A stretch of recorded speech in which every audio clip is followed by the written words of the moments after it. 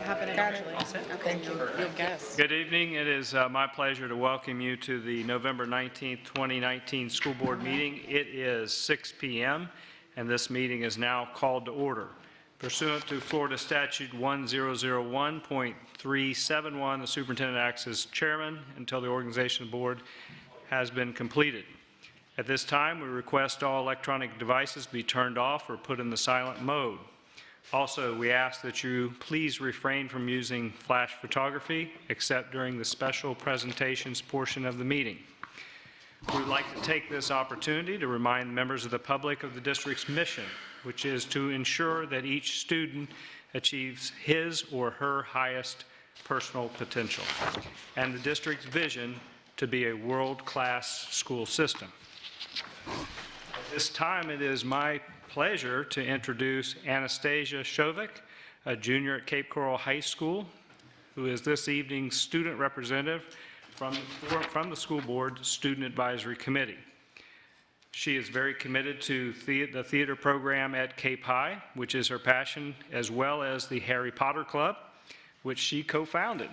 So that's pretty cool. Yeah. Anastasia loves reading and writing and plans to study clinical psychology at college. So welcome, Anastasia.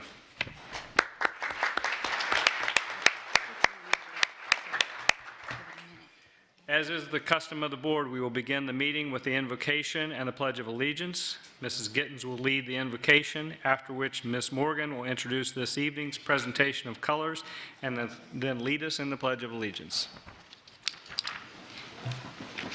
Please stand. I pray that we all work to live in peace and calmness, to accept the things we don't understand and cannot change. I pray we gain the ability to listen with our eyes and our ears to the needs and desires of others, especially our children. I pray that we all live with the courage to keep the things we should keep, embrace the things that are different or challenging. I pray we learn to step outside of ourselves, our own desires and experiences, to represent what is best for all. I pray as we start another year as a governance team, we realize the gravity of our position and remember to be thankful for our freedoms. God, I pray that we all, not just on this dais, this audience, this country, this state, this nation, but our entire world, would become like a lighthouse.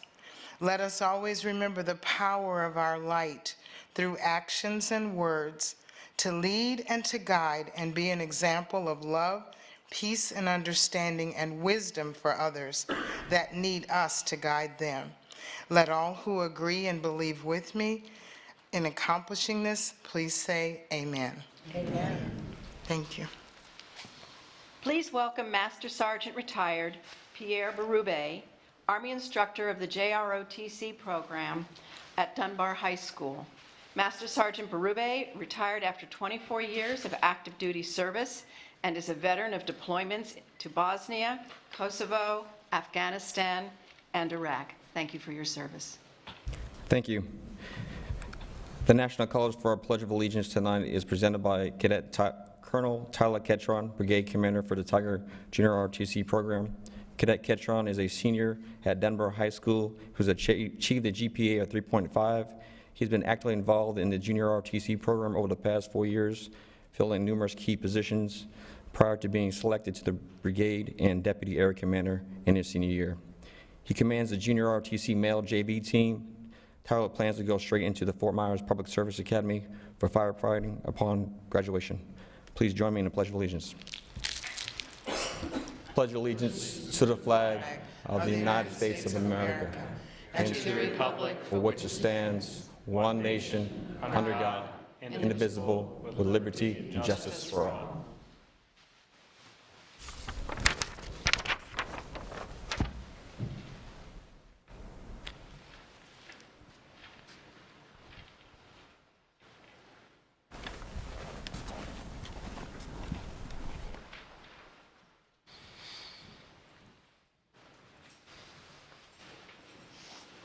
You may be seated.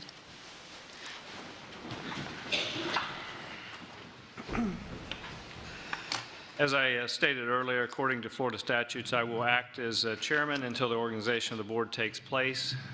Before continuing the meeting, as is tradition, we will present a plaque to the outgoing chairman, in this case, Mrs. Gittens, in appreciation for your service for last year.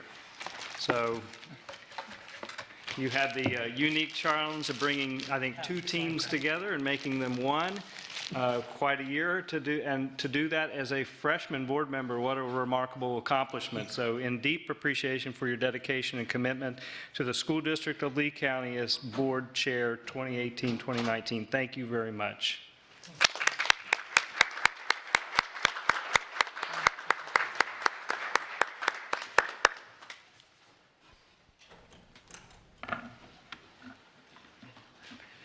According to the school board policy, the board follows Robert's Rules of Order.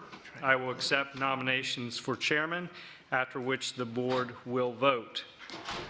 I will then I will accept nominations for vice chairman, followed by the vote. Nominations do not require a second.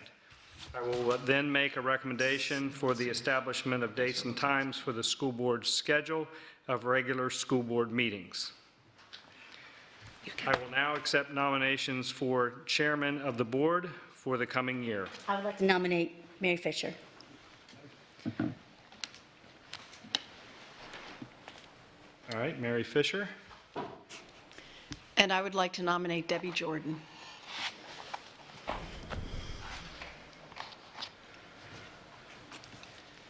Any other nominations?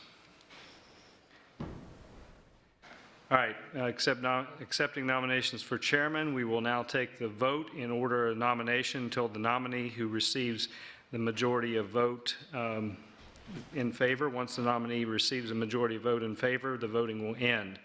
So at this time, vote for Mary Fisher, chairman. Okay, what I see is 4 votes, so I think that closes it. So for the next school year, congratulations, Mary Fisher.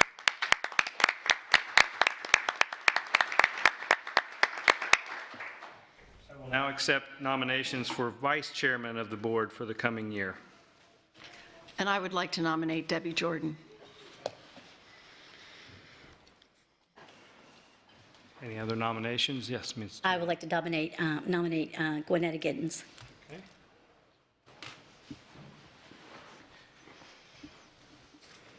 Any other nominations for vice chair? Okay, at this time, I'll accept a vote in order of which the nominations were presented. So all in favor of Debbie Jordan for vice chair? Hands, please. Okay, so that is a majority of votes. So our vice chair will be Debbie Jordan. Congratulations, Debbie.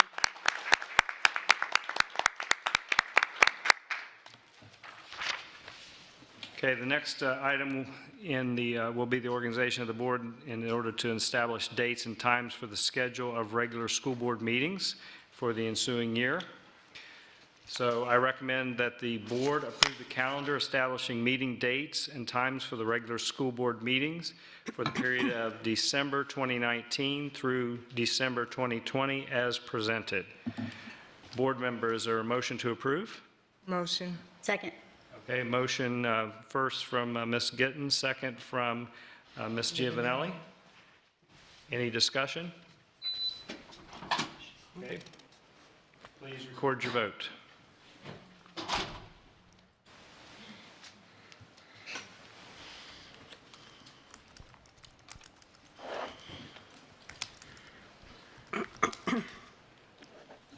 Motion carries 7-0. I will now turn the meeting over to the new chairman of the board, Mary Fisher.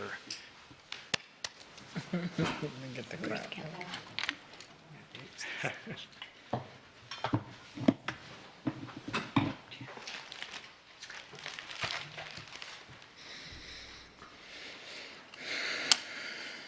Oh, sorry.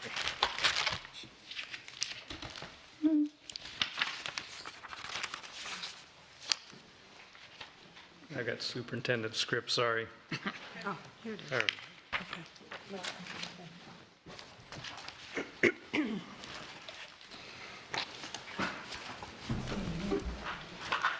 The next item is the approval of the agenda. The remainder of this evening's agenda includes public comment, consent action items, which include 4 items under executive services, 2 items under academic services, 6 items under business services, 2 items under human resources, as well as 9 items under operations, 3 items for public hearing, and 4 items under other business. Board members, is there a motion to adopt the agenda? Moved. Moved by Mrs. Second.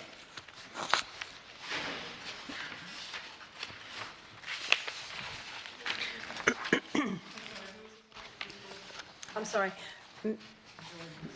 Betsy Jordan. Vaughn and Debbie Jordan. Sorry. The next item on the agenda is public comment. Mr. Behrman, please address the agenda item of public comment.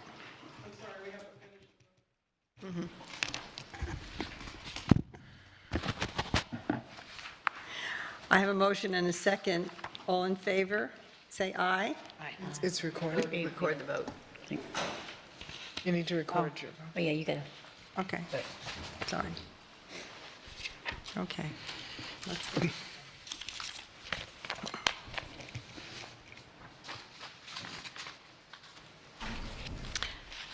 And now, Mr. Behrman, will you please address the agenda item of public comment? Thank you, Madam Chair, and congratulations. School board policy provides the opportunity at this point in the meeting to address the board concerning any matter on this meeting's agenda or any other matter relevant to the operation of the school district. If you completed a card and submitted it to me before the meeting began, you'll be called in the order of the card submitted. If you do not submit a card but still wish to address the board this evening, the chair will give you an opportunity in a moment to express that desire. The rules concerning comment are posted at the back of the room. The board does not respond during public comment time to remarks made by the speakers. At the end of the public comment period, the board chair will address the assignment of any concerns or requests made during the public comment to the superintendent. Speakers and those attending the meeting are expected to act in a respectful manner. Attacks on individuals or abusive comments are prohibited. In addition, clapping, booing, hissing are prohibited. Speakers who fail to follow the rules regarding decorum shall be ruled out of order. Any speaker continuing with such remarks will be required to relinquish the lectern per board policy 1.11. Time per speaker, well, I have 3 cards, so the time per speaker will be 3 minutes. Are there any other persons wishing to speak tonight who did not fill out a blue card? All right, Madam Chair, we're ready for the first speaker, who is Kevin.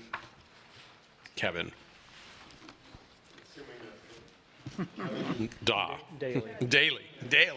Okay. All right. Good evening tonight, Superintendent. Former Chair Gittens, congratulations on a great first year. You really served well. Ms. Fisher, congratulations, and Ms. Jordan, congratulations. I'm Kevin Daly. I'm the President of the Teachers Association of Lee County, and I rise tonight on a couple of items. The first is, again, extending an invitation to those of you on the dais and those of you in the crowd to our event in Tallahassee on January 13th. It's going to be a long day. We're going to get some buses and go to Tallahassee and have a rally and come back. So it's a long day, but it's going to be worth it. We're going to be talking about public education and appropriate funding and really the backbone of society, which is public education. Secondly, I want to bring up the millage again.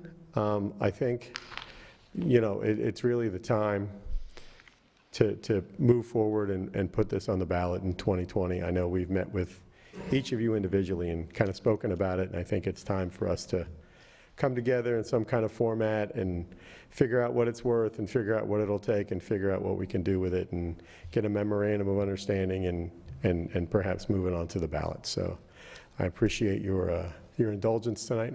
Thanks. Thank you.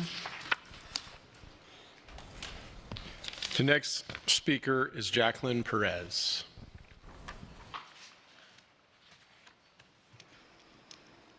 Good evening, Board.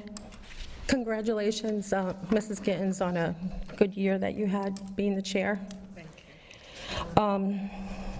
I want to start off with an email that was sent to the district on September 13, 2019 from Benjamin Jrotc. And it states, Mr. Brown, throughout the 18-19 academic year, Ms. Santini objected to testing fraud committed under Dr. Courtmore's watch. She did so in writing and verbally, in addition to refusing to partake in such conduct. Nothing was done to correct the misconduct, and her husband, a director at the district, personally reported the same to Dr. Adkins. The reporting of the same continued until the end of the academic year. In early August 2019, Ms. Santini suddenly received notice that she was under investigation and was administratively reassigned. She was not provided the nature, let alone the substance, of the allegations made against her. On August 28th, you abruptly informed her that the pre-disciplinary hearing was to be the very next day at 11 a.m., and only then was she provided with any information as to what the allegations were. And she was dropped 354 pages of an investigation that was performed by Andy Brown. Mr. Jrotc continues, and I'll read the bottom of the email. And so if the focus of your endeavor is not a witch hunt, but rather to get it right, I fail to see any issue whatsoever with interviewing a respondent witness after a predetermination conference. As you yourself represented on the record yesterday, no decision has been made in regard to this IA investigation. But if you lied on the record, and a decision has actually been made when the predetermination conference was little more than an exercise in charades, which conclusion could also be buttressed by Mr. Williams' unprofessional and juvenile behavior in divisively mocking my posture, a complete time waster designed to feign due process. I hope the former is correct and the latter is wrong. To remind you, your job and the district's job is to ensure all employment-related conduct is held to the highest ethical, moral, and professional standards as set forth by this board, policies, obligations, and so forth. Well, that investigation, if not for Mrs. Santini's tenacity and brightness and having evidence preserved, which most employees do not do, and for having the monies to hire an outside attorney, she was exonerated of a 354-page investigation by Mr. Brown, which, by the way, I want to congratulate also Betsy Vaughn for being exonerated at the Ethics Commission with a false allegation from Mr. Brown again. The irony in all this is that we have an investigator who is throwing out accusations, investigations, supposed evidence, and Mrs. Santini's is one that's a classic case. 354 pages of garbage. She's going back to her job, but what does that tell us about other teachers and employees that did not have the opportunity? Speaker's time has elapsed. Thank you. The next speaker is Anthony Thomas.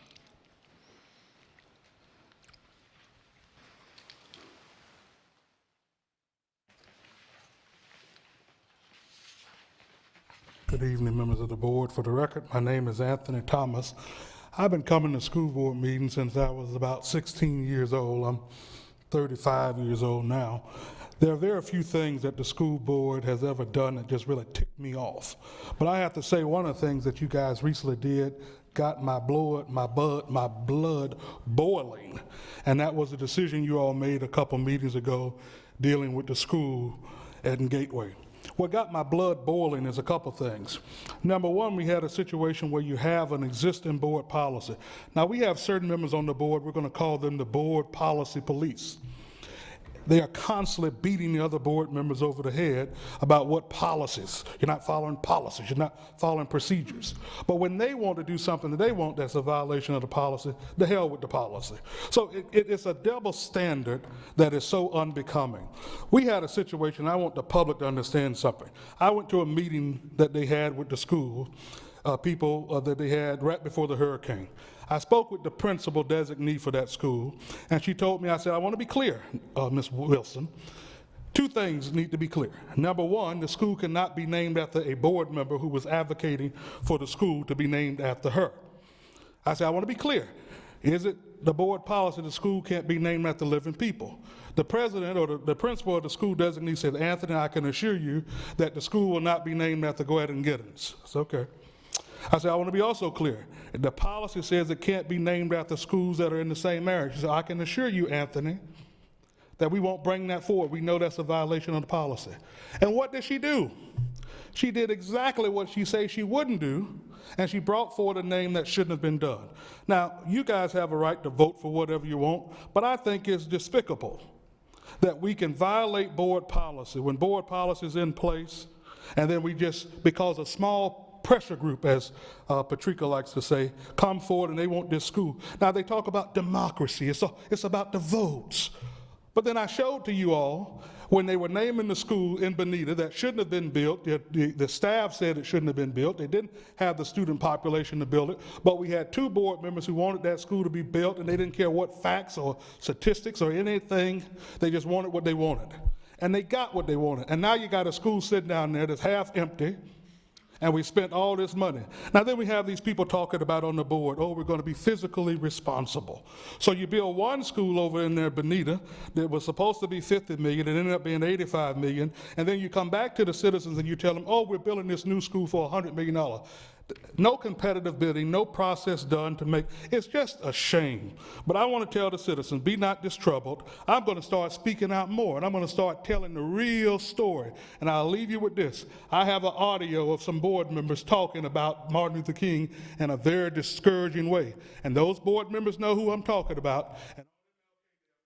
Speakers' time has elapsed. Madam Chair, we received one more card while the other speakers were speaking from a Mr. David Grogan. Thank you.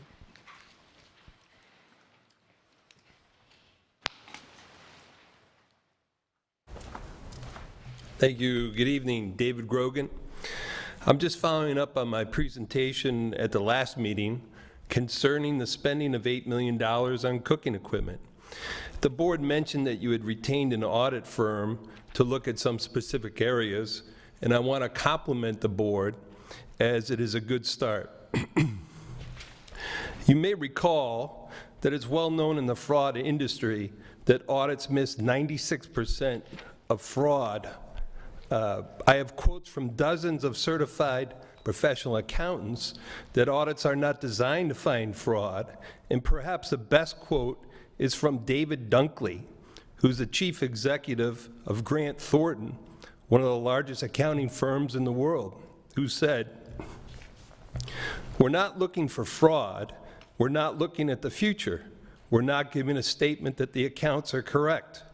We are saying that the accounts are reasonable. We are looking in the past, and we are not set up to look for fraud." So it's clear, unless you specifically ask an auditor to look for certain types of fraud, none will be found. CPAs are well-educated, highly trained financial professionals, but only some have actually received training in how to conduct a fraud examination. I offer an analogy from the educational realm. It would be like expecting a student of geometry to do well on an exam in algebraic trigonometry without ever having received any training in the subject. I'm curious if the board has asked an auditor to look into why the school district expenditure on cooking equipment was so much more than even larger school districts spent. While there may be a very good explanation, it is also a huge red flag for fraud. I also wanted to mention that as of this morning, the most recent minutes of your meetings were almost 3 months old, August 22nd. I think the board can do much better. Thank you. Thank you.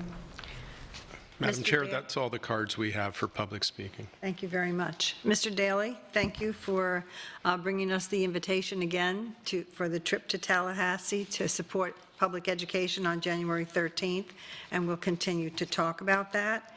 I have made a request of the superintendent and the board attorney to look into the dates for us to begin to prepare to get our information together for putting the millage on the ballot in 2020. I see that Mrs. Perez and Mr. Thomas have left the room, and we appreciate them exercising their First Amendment rights.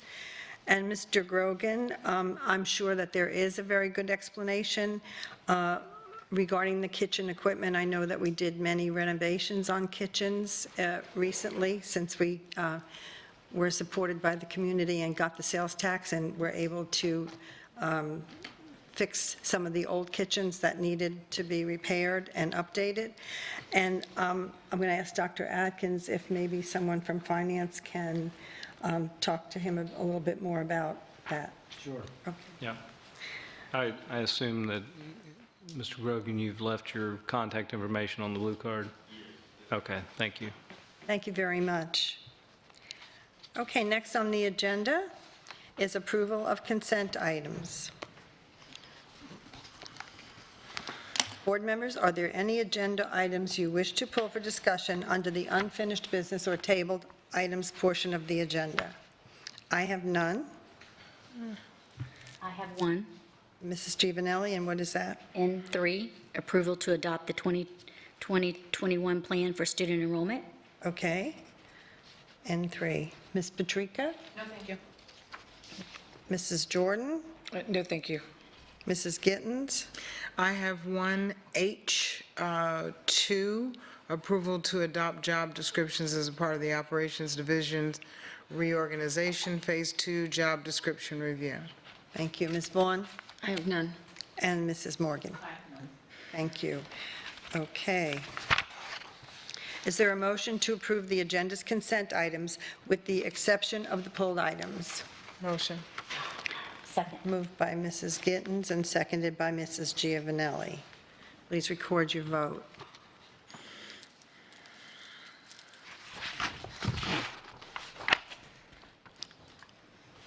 We have two pulls to address. Mrs. Giovanelli, N3, and Mrs. Gittens, N2. Oh, H2. H2, I'm sorry, okay. Dr. Adkins, please read your recommendation for the pulled items. Okay, N3 is approval to adopt the 2020-2021 plan for student enrollment. And H2 is approval to adopt job descriptions as a part of the Operations Division reorganization Phase 2 job description review. Okay, is there a motion for the pulled item N3? So moved. Thank you. Second. I'm sorry, who? Mrs. Morgan, moved by Mrs. Morgan, and, Second. okay, Thank you. discussion. So I had a few calls regarding this, and I actually had some clarification done with Soretta Ralph today, and because people had concerns, parents had concerns regarding the options to move. So it's participation, is the paragraph, it's 2A. Participation in the enrollment process by students at other grade levels is optional, but limited to 2 schools of enrollment per level, elementary, middle, and high school. So I'm in support of this evening, and I want to just kind of read some clarifications that I was given and that I think it's really important for the community to understand. Students having one change of schools per level, elementary, middle, and high, is an effort to allow student to build relationships at the school of enrollment and to provide individualized academic supports that will result in student success. Parents will continue to have control of their child's education, and we want and encourage parents to actively be involved. A change in a child's exceptional student education service delivery model, which would result in the need for a new school enrollment, would not be considered one move per level.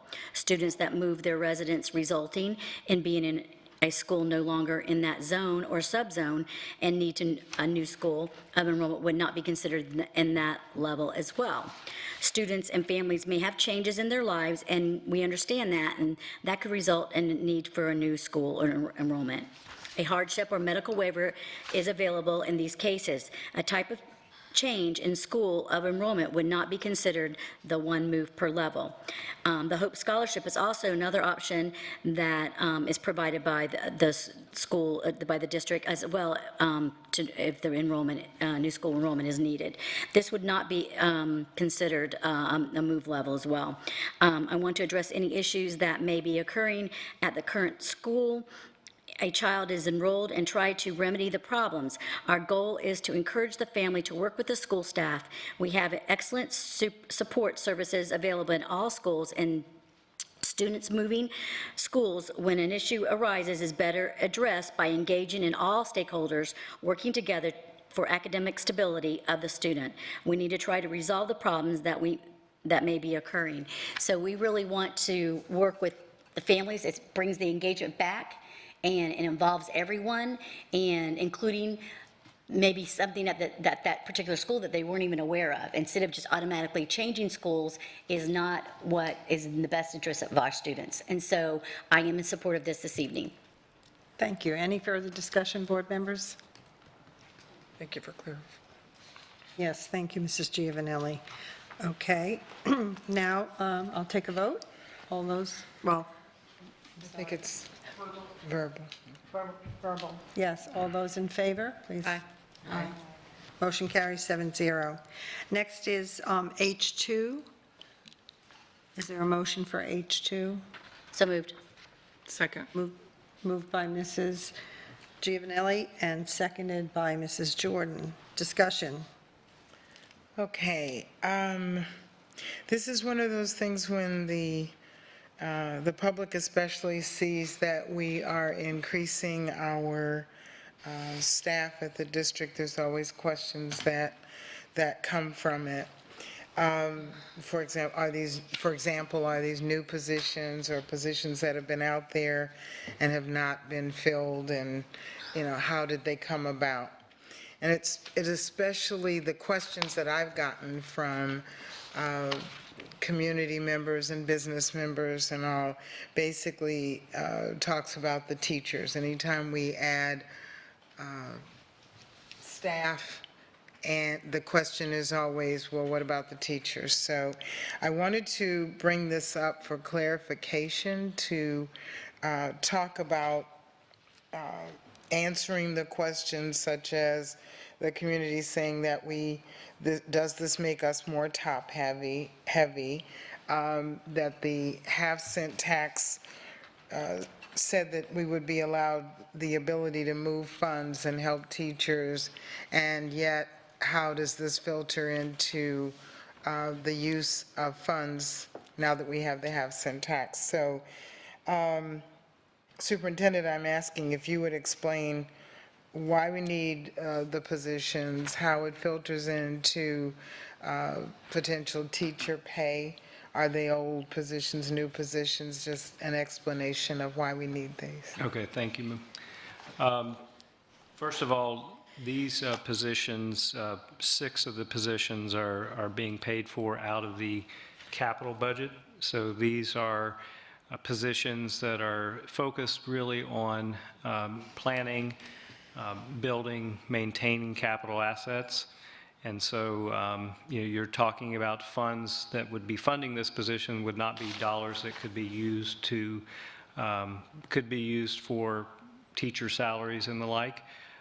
And just to refresh everyone's memory, we did do some restructuring of our budget to put more of our dollars back in the operations budget to increase funding for teacher compensation. We used to have what was called a growth increment model that funneled a little over $4 million from the operations budget into the capital budget. We discontinued that relatively recently, which returned that to the operations budget. And then also we continue to look for ways to pay for positions that maintain or are focused predominantly on building infrastructure or maintaining or building capital objects, so to speak. Those positions can be paid for out of the capital budget. So that's what these are. Because of the sales referendum, because of the half-penny sales tax and the increased revenue to the district, we've had an increase in the number of projects that we are able to take on. Not only do we have new construction projects, but we have new maintenance projects and also just renovation projects that are going on across the district. But we have to be able to plan and manage the increased volume. So these positions are predominantly focused on just that. The first position, and I won't go through all of these, but just to hit some of the highlights. The planning director position was a position that we used to have as a district. If some of you may recall, names like Mark Moore, Greg Blurton, who were people who actually occupied that position. But when Mr. Blurton went over to take on the CFO role. The team felt that they could do a short-term cost savings and split those functions up. So they opted to reorganize the planning function. We feel, though, now with the passage of the referendum and the new construction projects that we need to reestablish that and put renewed focus on the planning aspect within this, within our organization. So that's a reestablishment of a position. The rest of these positions are new positions. The Cad Specialist is a position that, if you recall, when Ms. Ebal was updating us, she had talked about 7 years ago the district paying $500,000 for a project to update our 5-year plant survey, which are the electronic school site drawings. That today would probably cost us about $750,000. Those are something that we need to have maintained. And so that would be a cost savings really to the district to bring this in-house. And then also increasing efficiency, making sure those drawings are kept up to date. The rest of these positions are focused on large and small projects that we have to do to maintain our schedule and make sure that we're making good use of our taxpayer dollars. And then, Madam Chair, we had a brief conversation about the pool. We were able to resolve the job description issue that I was discussing, so I would like to go ahead and move forward with this one. Okay. Can you address just for a second to the transportation is looking at 4 supervisors? Yes, thank you. I forgot about that. We really believe that this could hopefully return a cost savings to the district, although it's a significant investment in the route supervisors. We really are lacking kind of that mid-level supervision in transportation, and we feel that we can actually reduce overtime and increase route efficiency if we have these positions. We have, of course, the supervisors in the morning, supervisors in the evening, but you really need the swing shift to make sure that we have adequate supervision as bus operators are coming and going. So these positions, I think, are critical to the size of the department that they have to oversee. So I do believe that in the long run, this is actually going to be a real benefit to our school district moving forward. And these are the only positions out of this request that are coming out of the general fund rather than capital. And are we looking to fill those positions internally with transportation employees that are currently working with transportation or going outside? I would say we would be opening up to both possibilities and hiring the most qualified individuals. These types of positions, though, we are looking for people that have transportation experience, and so those people that work within our transportation department would obviously be eligible for obvious reasons, that they have that type of experience. So certainly, we first looked to promote within if we can, and then we go external if we can't find the talent that we need. And I think that's important, especially, in the transportation, for them to be able to see the possibility of moving up and improving their professional status. So. Right. Okay. Mrs. Vaughn? Yeah, I have a comment on this. I will be supporting it tonight.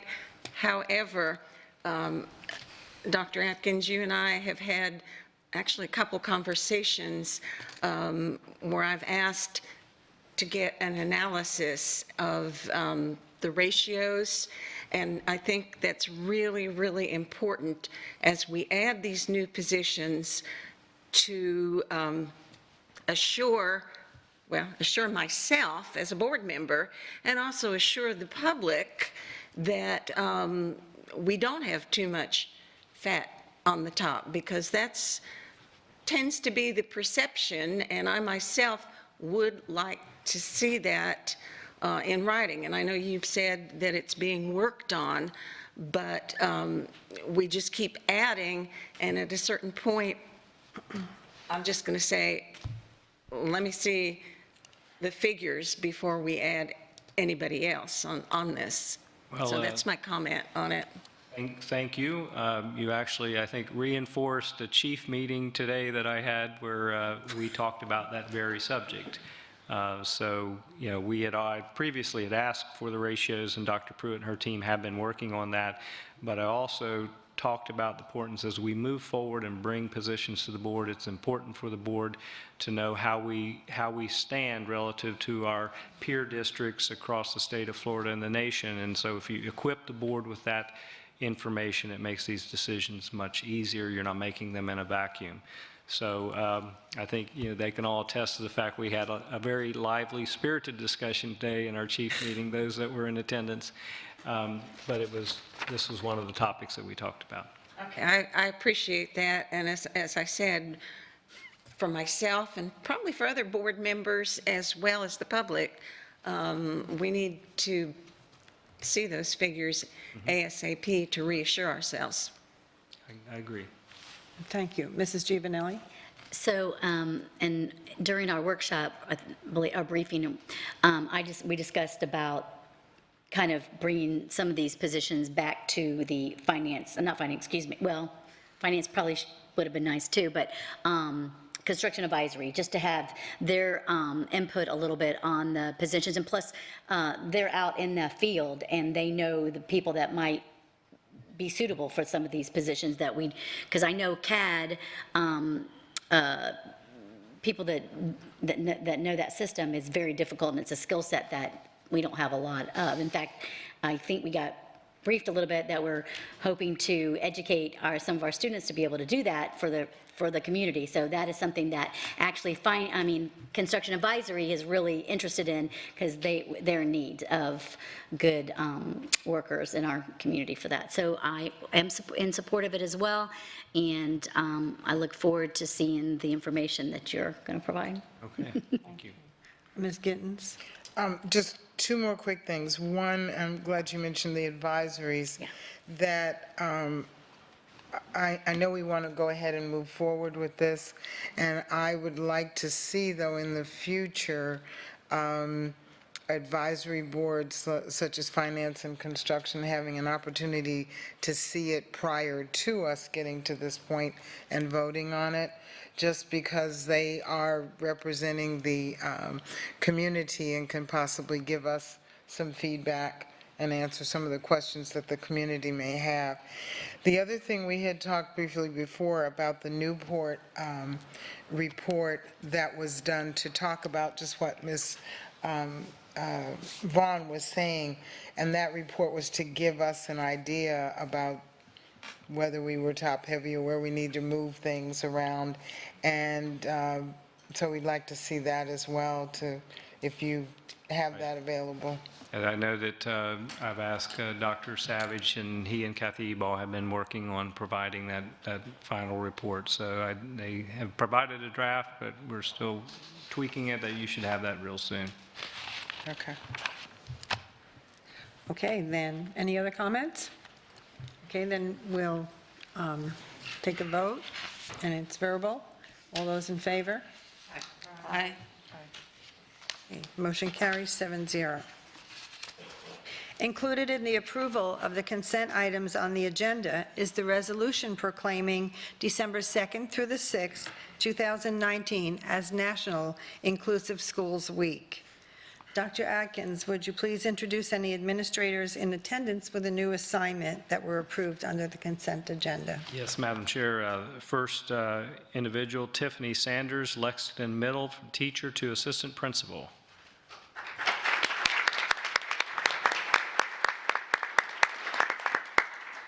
Next, Melissa Von Hagan, Riverdale High, from teacher to assistant principal.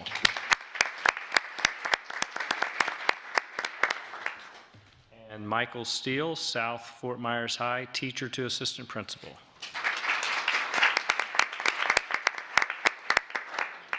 Congratulations, everyone. And also, I have two more. These are transfer and change of assignment. First is John Roselle, Riverdale High assistant principal to Fort Myers Technical College principal. And forgive me the first part of this, Cerie Dutton, South Fort Myers High specialist to Harns Marsh Middle assistant principal. Sarah.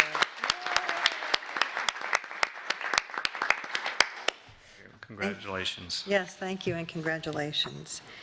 Okay, Dr. Adkins, would you please present your recommendations for this evening's public hearing items?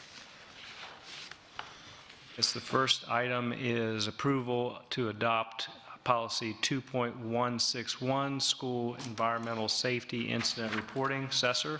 The effective date of this adoption shall be November 20th, 2019. The second item is approval of Board Policy 4.20, medical marijuana, low THC cannabis use for qualified students in schools. The effective date of this adoption shall be November 20th, 2019. And due to a numbering error, this policy number will now be 2.161. And then next one is approval to adopt the 2020-2021 Plan for Student Enrollment. The effective date of this adoption shall be November 20th, 2019. Thank you, Dr. Atkins. We will now recess the regular school board meeting and open the public hearing. As indicated, the public hearing this evening is to consider approval to adopt policy 2.161, school environmental safety incident reporting, CESR, approval to adopt policy 4.20, medical marijuana, low THC cannabis use for qualified students in schools, and 3, approval to adopt the 2021 Plan for Student Enrollment. At this time, the public will be invited to speak on these 3 items. The time allowed for comment is 3 minutes. Is there anyone on the right side of the auditorium or the left who would like to address the board? Seeing none, I will now close this public hearing and reconvene the regular school board meeting of November 19th, 2019. Dr. Atkins, please restate your recommendations for this evening's public hearing items. Okay, first item, approval to adopt policy 2.161, school environmental safety incident reporting, CESR. The effective date of this adoption shall be November 20th, 2019. Board members, is there a motion to approve? So moved. Moved by Mrs. Giovanelli and seconded by Mrs. Gittens. Any discussion? Please record your vote.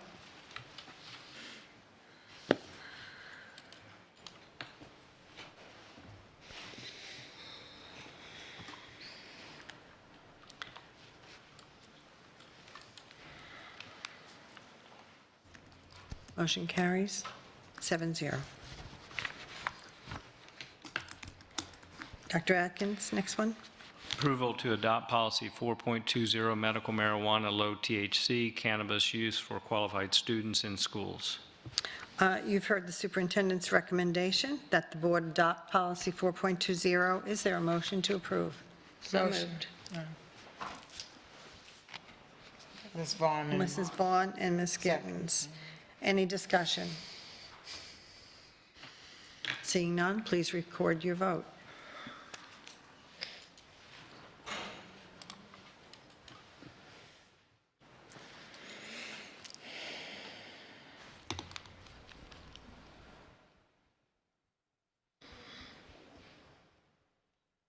Motion carries 7-0.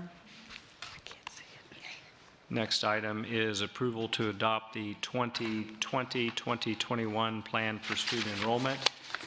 And on this particular item, we did discuss student enrollment in our one-on-one meetings this week. And so the plan revisions and discussions that we had this week doesn't alter this plan per se. I will be bringing back some recommendations in terms of some things that we can do within the plan, which we did speak about in our one-on-ones.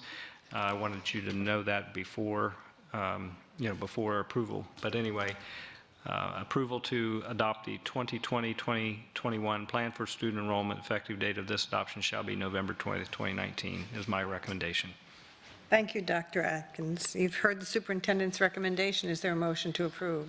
So moved. Moved by Mrs. Giovanelli and seconded by Mrs. Morgan. Okay, any discussion on the student enrollment plan? Thank you. Please record your vote.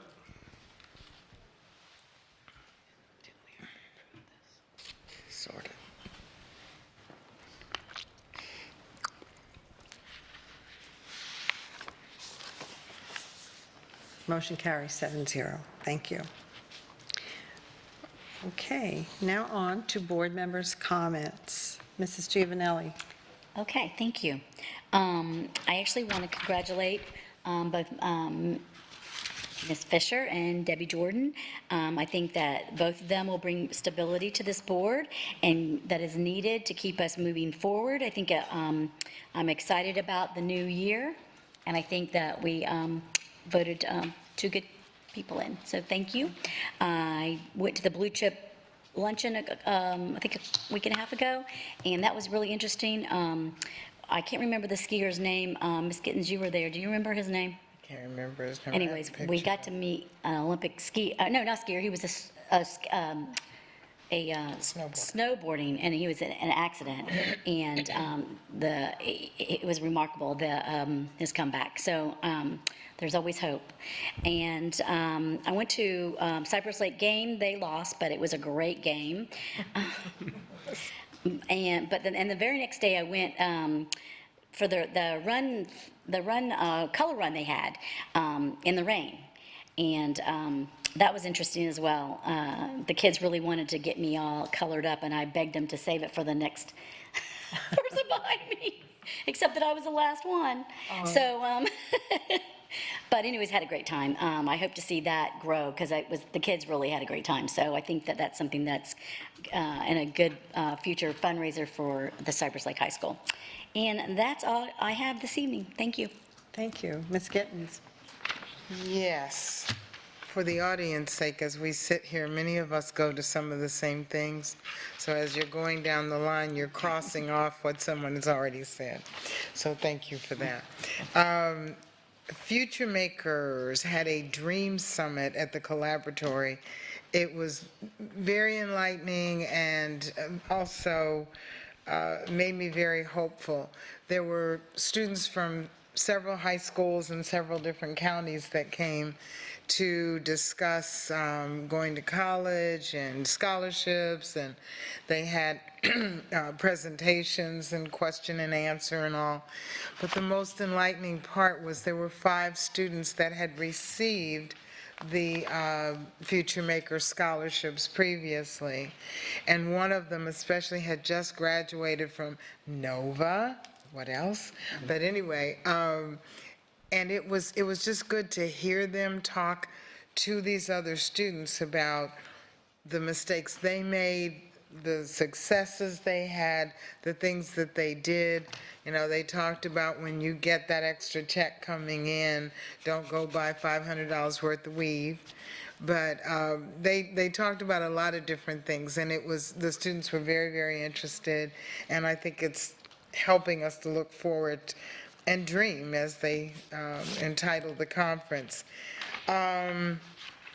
Went to, sorry, Miss Morgan, I'm first, so I get to talk about Charlie Brown. We went to East Lee County High School and saw the play Your Good Man, Charlie Brown. And I would watch that all the time because I loved the songs from it. But they were excellent. It was a great performance. The most interesting thing I did was at the Horizon Council, there was a representative from the Florida Space Coast.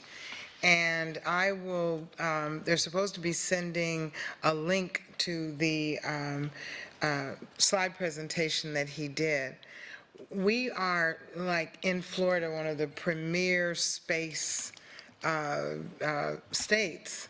We have everything going on here, and businesses and growth, and they discuss the possibilities of, they have grants for businesses, even here in Lee County, that if we have someone that wants to do a startup business to make, you know, the knobs that go on the doors, that go in the cabinets inside the spaceship. So there are so many things. It is fascinating to look at this and see the wonderful things that we're really doing right here in Florida. And he talked a lot about Elon Musk and who was the other guy? Two rich people, anyway. That he said one was really rich and one was really smart, but they are financing these programs to build rockets and all of that to send people out in space. And one of the most interesting pieces was one of the things they want to do is eventually have all manufacturing be off the planet.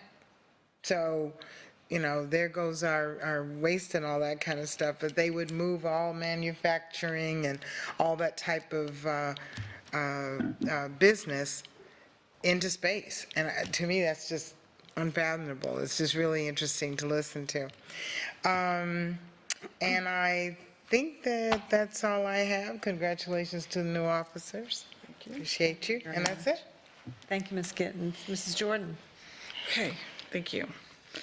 Okay, I'm going to start off with, and as they say, we all go to a lot of the same events. So Ms. Fisher and I had attended the Lead Like a Girl event that was held at FSW, and that was, and there it is right there. Nice. And it was held for our middle and high school young ladies who attended. There was probably 200 plus students there, and they shared their concerns, their issues. It was quite interesting. I learned a lot from them, and I think they learned a lot from each other. So I think this is it's going to be growing, and it's a good thing for our students. Also, as part of our strategic plan, I'm working as the business partnership liaison, and with that, I'm working on a speaker series with Success Academy. We've already had 2 weeks that we have gone through. We're working on, I have everybody scheduled for the rest of the year. So we're still looking for speakers. So if any of you want to volunteer for that, we'd love to have you there. I also want to share Brianna Johnson of North Fort Myers. Her parents were so excited about their daughter, who was one of our students who was selected to represent Southwest Florida, Lee County in the All-National Honor Choir in Orlando. And if I may read this, there's their picture there from Dad and Mom. I just want to read this really quick note that he sent. It says, it reinforced her that there is nothing she cannot accomplish if she puts her mind to it. And then at the end of it, it said, this is the type of desire I want for my child. And I think North Fort Myers High School has helped to cultivate that level of ambition. And I really think that speaks a lot. So we're doing a great job for our students, and I think people need to understand that's what's taken place. And then last but not least, our legislative report, because session is getting ready to come in. Everyone will be receiving their the bill tracking from FSBA will be sent to us periodically. And then we have our House Bill 2849, Comprehensive Health Plan, championed by Representative Donald and Senator Pasadoma, and our very own Ms. Fisher is working well with them and getting us on track for where we need to be with that. And congratulations to everyone in their moves up or over, but we appreciate what you do. And that's all I have to say. Thank you very much. And congratulations. Thank you. Same to you. Ms. Patrica? So I had FHSAA this weekend, and you think some of our meetings run long. I actually missed the first quarter and a half of the Patriots game on Sunday because the meeting went so long. We had 5 student hearings, and then we had committee meetings. So that was kind of a bummer. I wanted to address the public comment. I never addressed public comment, but this one I needed to address about late minutes. The ladies in the office work so incredibly hard, and I think it was recognized at our reorg workshop that they have too much on their plate. They went from 5 to 7 board members, and we're in the process of sort of evaluating what we need to do to give them the help that they need to get everything done that they need to get done. So I had to address that and just tell Susan I really appreciate everything you do, and I know you are working as hard as humanly possible. I know that was one that would have gotten to you, so I just wanted to make sure you knew. Tammy Scott and Shelley Taylor did a spot on TV. Did you guys see that? About making sure not to take your kids out of school before the holidays. It was really more about attendance and the importance of attendance and how 2 days a month absence leads to actually an entire month of missed instruction for kids. And some of the public pushback was really negative, and I don't think that the public understood why we were talking about attendance. This was more about chronic absence and the tremendous negative impact that that has on kids than it was a family that's going to take their child out of school for the first time in a year to go someplace for the holiday, for example. You know what I mean? Like, parents took it personally when in fact this is a district-wide issue that's been identified, and I'm just really appreciative of Tammy and Shelley's efforts to combat this.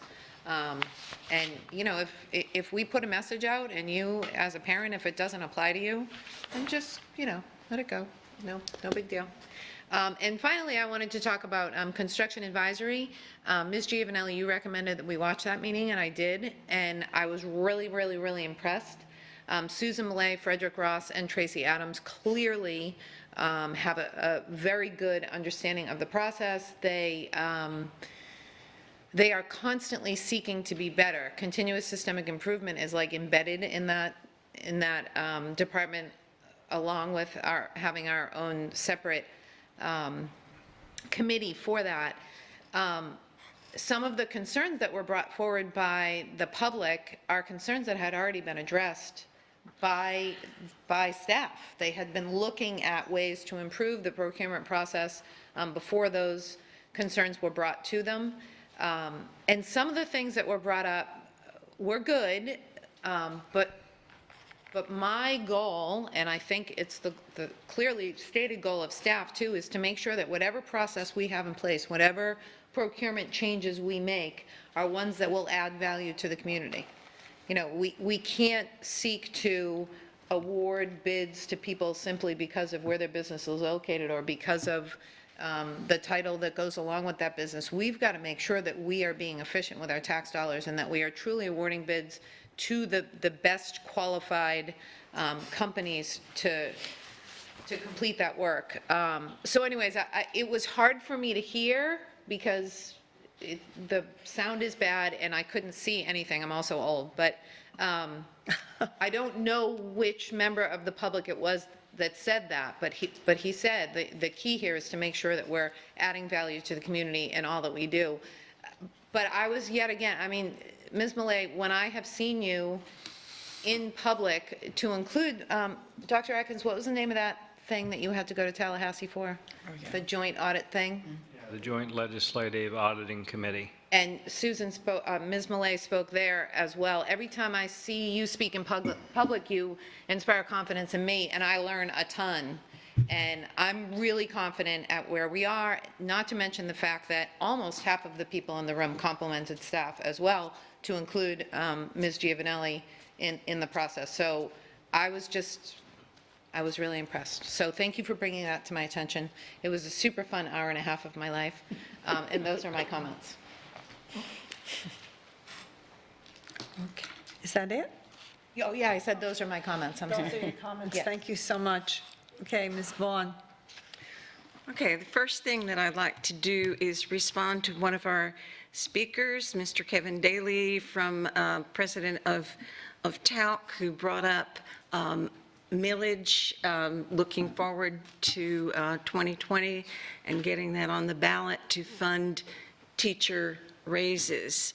And my opinion on this is that the discussion of how we are going to do what's right for our teachers and fund raises, to me, this should already be on our front burner.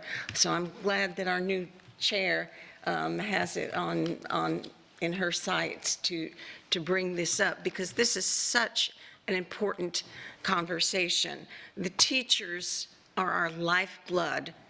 If, you know, we need the schools, but I have said over and over again, we could build the most gorgeous school, and if we don't have teachers to staff those schools, we have nothing. We have a pretty building. And so I'm looking forward to putting that piece on the table. Millage may or may not be the answer. Right now, I am leaning toward the fact that it will be an answer, but we definitely need to have a conversation on that and look at all the possible options. But we must come up with something because we're bleeding teachers, and it's sad. I am the liaison from the district, from the school board to the 2020 Census Complete Count Committee. And I have been working with Ms. Irma Lancaster and her staff in communication.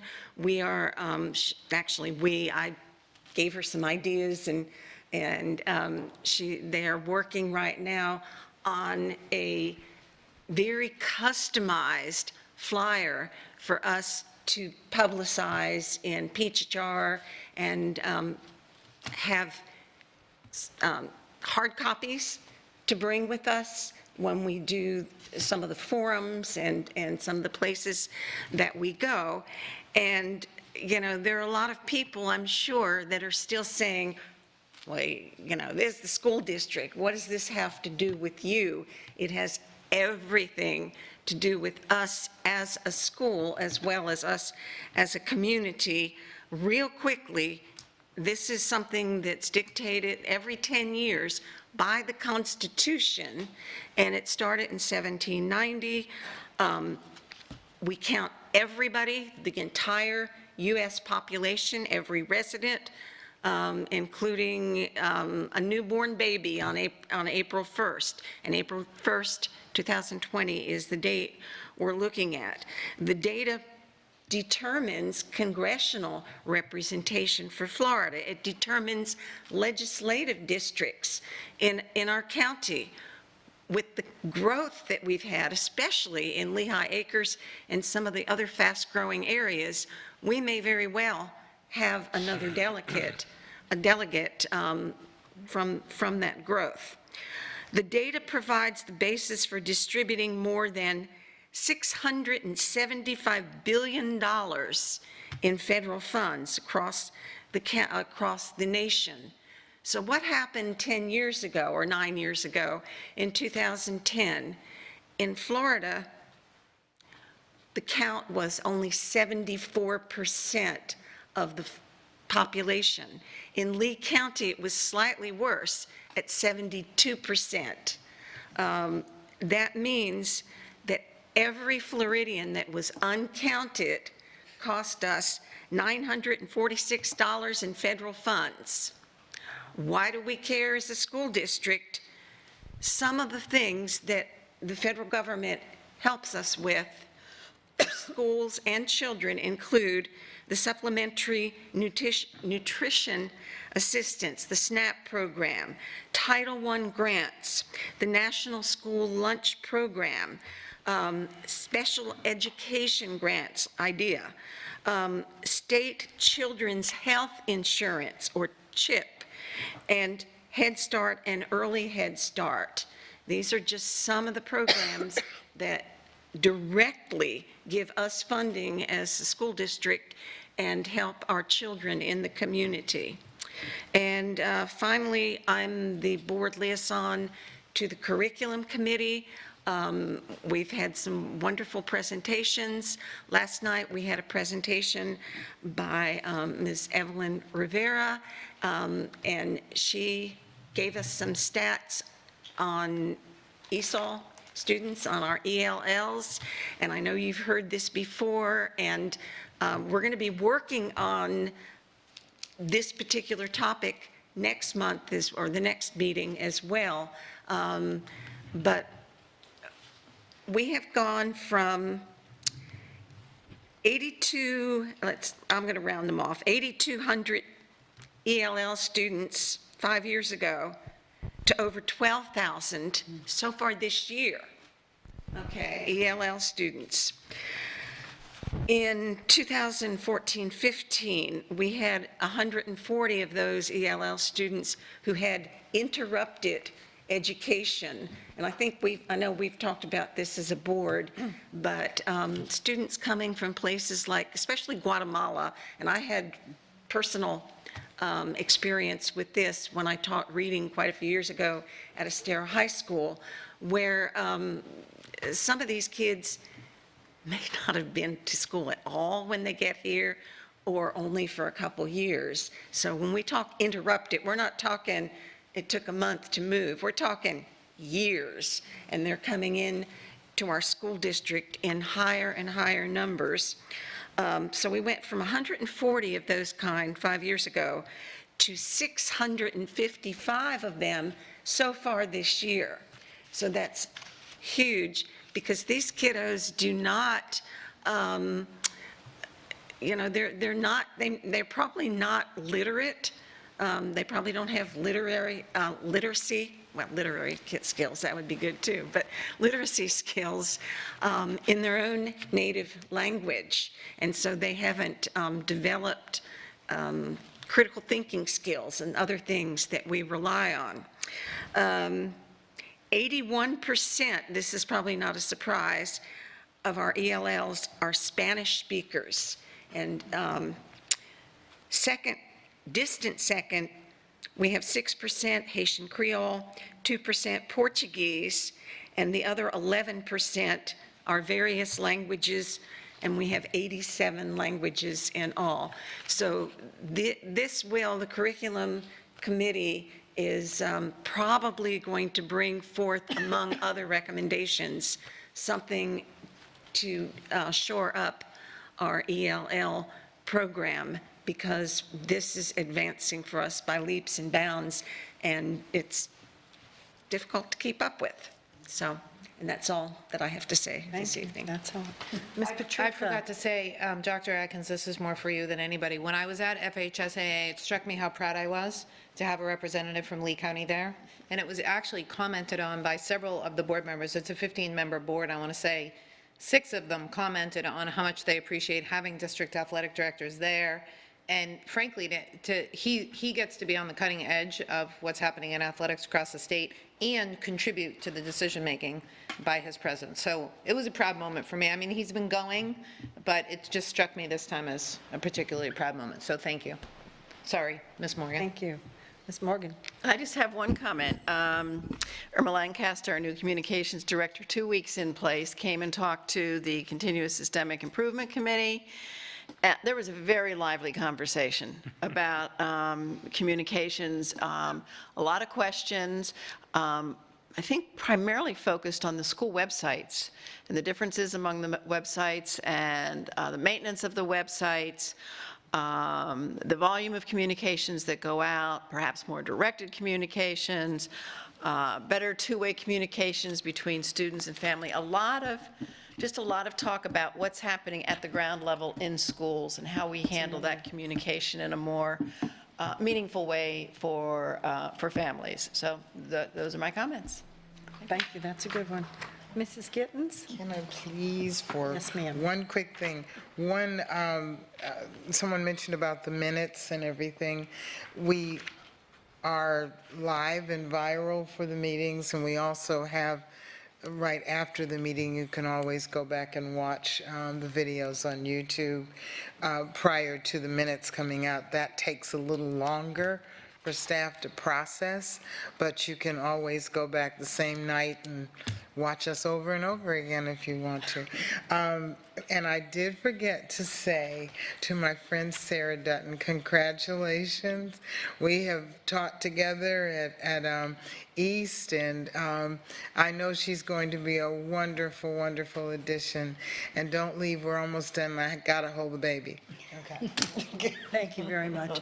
And now, Anastasia Shovak, our student rep, do you have any comments? No? No. Okay, thank you. Well, we appreciate you being here. Thank you. So my comments will be brief. I appreciated the JROTC Veterans Recognition Ceremony on November 7th. I appreciated the opportunity to attend the Gateway High School groundbreaking on the 13th. It was quite an event, and I also am anticipating a lot of lively activities as the school takes shape, and we have another wonderful world-class school in our district. I want to thank Senator Pasa, Domo, Representative Byron Daniels, and Representative Heather Fitz and Hagan for supporting our legislative priority of comprehensive health. We had our student advisory meeting, and we had a presentation, a comprehensive health education presentation by our master health teacher, Lisa Roy, and it was quite an active conversation. In fact, we didn't finish the agenda because we ran out of time. The conversations were so interesting. I have a few words about Insurance Task Force. So I want to thank the people from Insurance Task Force for allowing me to serve for the last year and a half. There are 16 members, including our unions, and when we started this year, we had a $12 million deficit, and they have gotten it down to $2 million. Some of our pharmacy copays are rising due to the fact that a lot of the prescriptions are now available over the counter. The Insurance Task Force has worked this year to refine their plans from 4 to 3 plans, where all of the providers are participants. Our copays have gone down for Plan 7469. There is a lower cost in care because of Teladoc, and that has been used a little bit more this year. And the Minute Clinic now at CVS pharmacies is a $0 copay, and they're wonderful. I had an opportunity to go there with someone myself. So the cost to the district is less this year than it was last year, and that includes employee contributions. So I want to thank the Insurance Task Force for all of their hard work. I want to thank another partner. Project Search, Lee Health and Lee County School District have a partnership. It's an internship for special needs students, and it helps them to develop transitional work skills by bringing them into the hospitals and giving them jobs to do. And they also develop more self-sufficiency and become very productive. I want to thank Ms. Gittens for her service for this past year. Great job, and I really appreciated the way you addressed the public. I am honored to serve, and I will work hard with Debbie, and we will get a lot done. I'll serve the board, the staff, and the community, and I'll treat everybody with dignity and respect. So thank you for allowing me the opportunity, and I want to thank our staff for all their hard work every day, because there are amazing things happening in our schools, and our students are getting exactly what they need 99% of the time. So thank you all.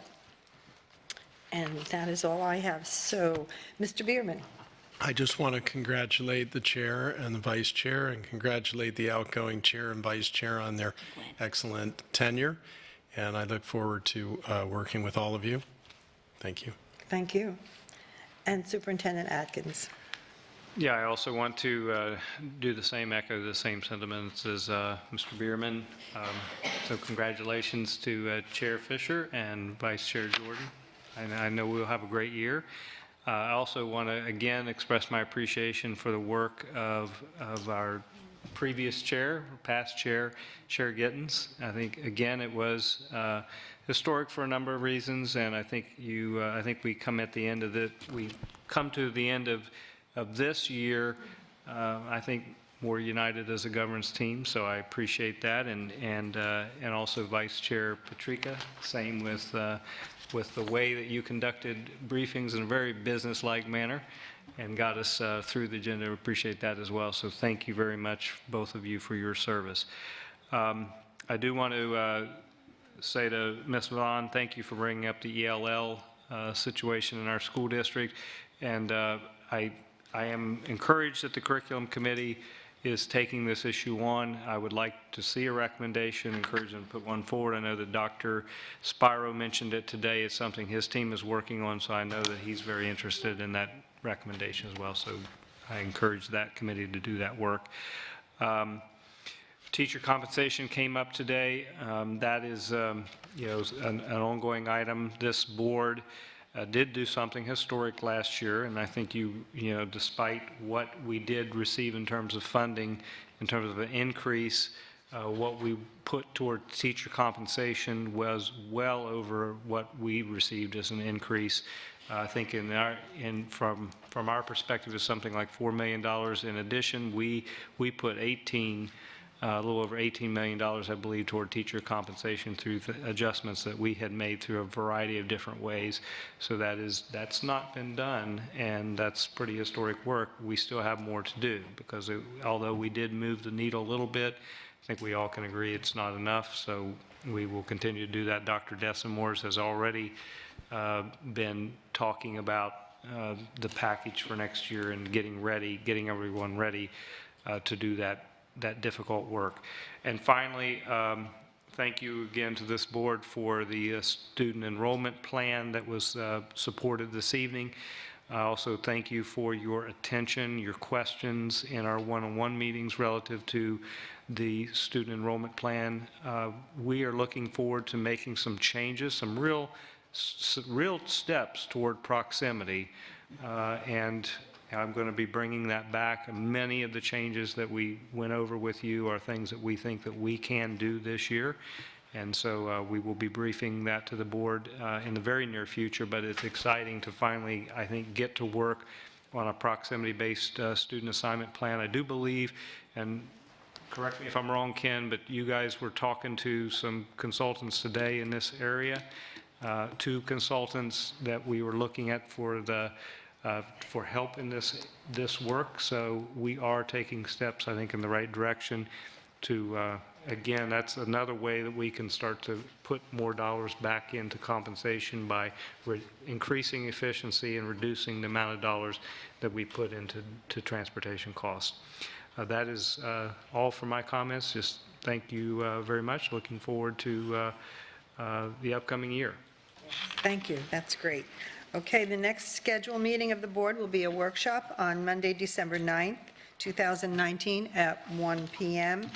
And our regular action meeting will take place on December 10th at 6 p.m.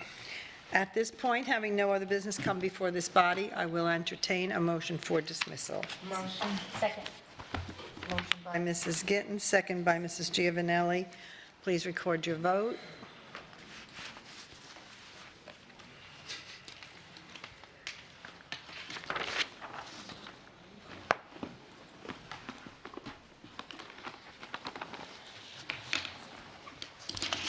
Motion carries 7-0. This meeting is adjourned. Thank you.